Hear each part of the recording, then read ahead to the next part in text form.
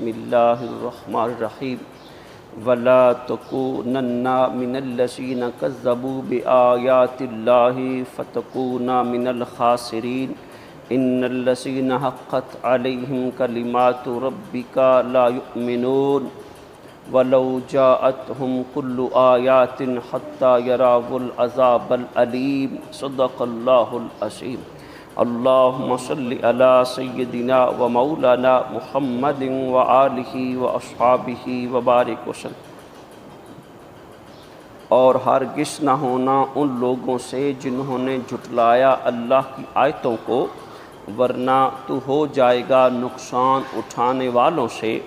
بے شک وہ لوگ ثابت ہو چکی ہے جن پر آپ کے رب کی بات وہ ایمان نہیں لائیں گے، اگرچہ آ جائیں ان کے پاس ساری نشانیاں، جب تک کہ نہ دیکھ لیں دردناک عذاب۔ پچھلی آیہ مقدسہ میں ہم پڑھ رہے تھے کہ اے سننے والے، اگر تجھے کچھ شک ہو اس میں جو ہم نے اپنے نبی کے ذریعے تیری طرف اتارا، تو دریافت کر ان لوگوں سے جو پڑھتے ہیں کتاب تجھ سے پہلے، بے شک آیا ہے تیرے پاس حق رب کی طرف سے، پس ہرگز نہ ہو جانا شک کرنے والوں سے۔ متصل مضمون کے ساتھ یہ آیات بینات ہیں۔ اور ہرگز نہ ہونا ان لوگوں سے جنہوں نے جھٹلایا اللہ کی آیتوں کو۔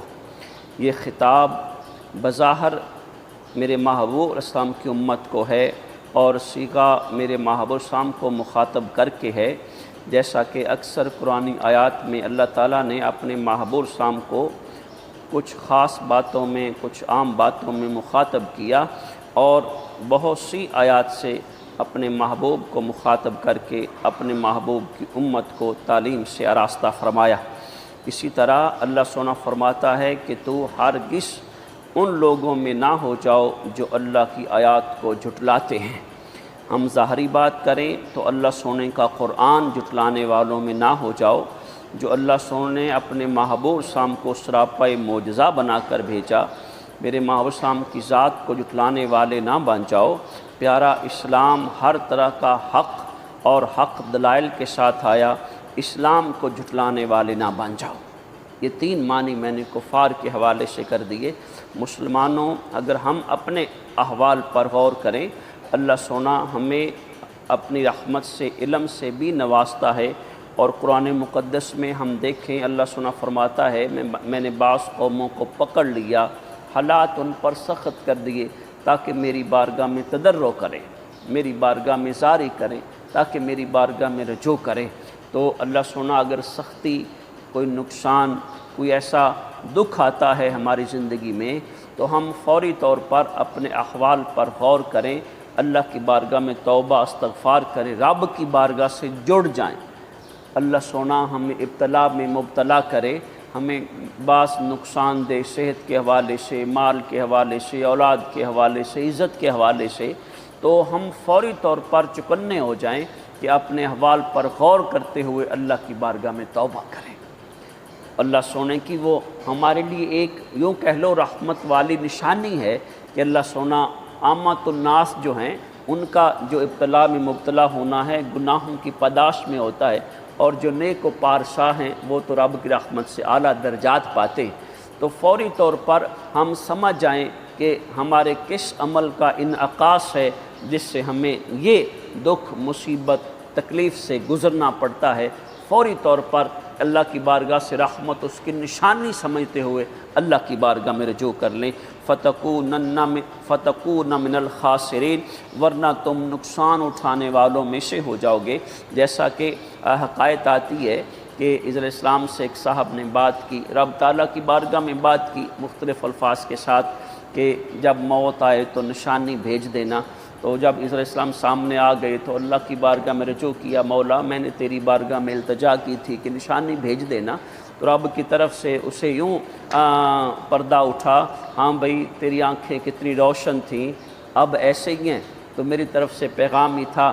تیرے کان کتنے چکنے تھے، اب ایسے ہی ہیں، اب سماعت کہاں چلی گئی، میری طرف سے پیغام ہی تھا کہ कैसे तू बाल संवारा करता था, ये स्याह बालों पे कैसे तुझे नाज था, अब क्या हाल है, दाढ़ी सारी सफ़ेद हो गई है, मेरी तरफ से पैगाम ही था, कितनी हड्डियाँ मजबूत थीं, जिस्म गरांडील था, अब तो वो फूस बन गया है, अब तो एक तिनका बन गया है, चारपाई पड़ा नज़र नहीं आता, मेरी बारगाह से तुझे मुतनब्बे करना ही था। तो इसी तरह बहुत सी निशानियाँ हमारे लिए अल्लाह सुना फरमाता है, अगर रब की निशानियों को जुटलाओगे तो नुकसान उठाने वाले बन जाओगे। इन्नल्लज़ीना हक़्क़त अलैहिम कलिमतु रब्बिक, मेरे महबूब जिन पर ते रब की बात हक़ हो गई, साबित हो गई, ला युमिनून, वो ईमान नहीं लाएंगे। इसको हम सादा से ये समझें बात, अल्लाह सोना अपनी रहमत उनको अता फरमाता है जो रब की बारगाह में रजू करते हैं। वो किसी तरह भी नरमी से रजू करें, वो किसी तरह भी अपना खाली दामन अल्लाह की बारगाह में हल्का सा पसार दे, वो अता करने वाला रहमतों से भर देता है। और जो अल्लाह की बारगाह से बेपरवाही दिखाता है, अल्लाह सुन तो गनीयुन अनिल आलमीन है। हम इस बात को ध्यान से समझें। मिसाल के तौर पर सगा बेटा है, बड़ा लाडला बेटा है, लेकिन वो सताता है, माँ बाप की नाफरमानी करता है, माँ बाप की बात नहीं मानता, बाप के साथ वो अखलाक़ी तौर पर अताअत फरमा बरदारी के तौर पर, खिदमत के तौर पर वो तावन नहीं करता, बाप के दिल से उसके लिए ठंडक नहीं है, वो बाप चाहे भी ना तो उसके दिल से दुआ नहीं निकलती। यानी रब की कोई मिसाल नहीं है, वो बिला बेमिसल है, उसका वो तो रब है।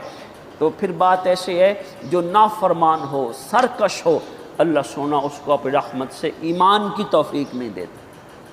और आमत नास मुसलमानों की बात करें तो जो मुसलमान चाहता नहीं है मैं रब की बारगाह में झुकूँ, उसके दिल में ख़ास तमन्ना नहीं है, इरादा नहीं है, नीयत नहीं है मैं राह मुस्तकीम पर चलूँ, अल्लाह सोना बेपरवाह है, उसको अपने रास्ते पे आने की तौफीक नहीं देता।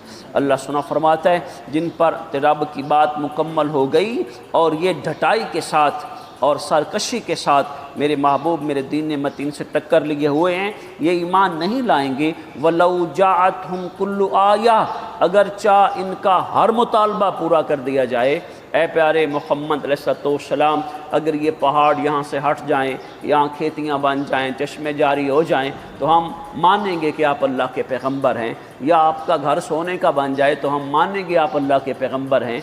और जो मुतालबात कुफार से थे, मेरे महबूब ये हर निशानी देख लें, जो हर मुतालबा इनका वो पूरा कर दिया जाए, ये तब भी ईमान नहीं लाएंगे। हत्ता यरावुल अज़ाबुल अलीम, यहाँ तक कि अज़ाब अलीम देख ना लें, वो इन पर निज़ा का आलम ना आ जाए, इनको समंदर में गोते शुरू ना हो जाएं, और तब कहते हैं अमनतु बिरब्बि मूसा व हारून, तब ये ईमान लाने वाले हैं। इससे पहले जो भी इनको देखो ना, मेरे महबूब शाम की मुट्ठी मुबारक में कंकरियाँ कलमा पढ़ती हैं, चांद दो टुकड़े होता है, दरख्त चल के आते हैं, न जाने मेरे महबूब ने कितनी निशानियाँ रब की बारगाह से दिखाई। अबू जहल टोला वैसे का वैसा कोरा रहा।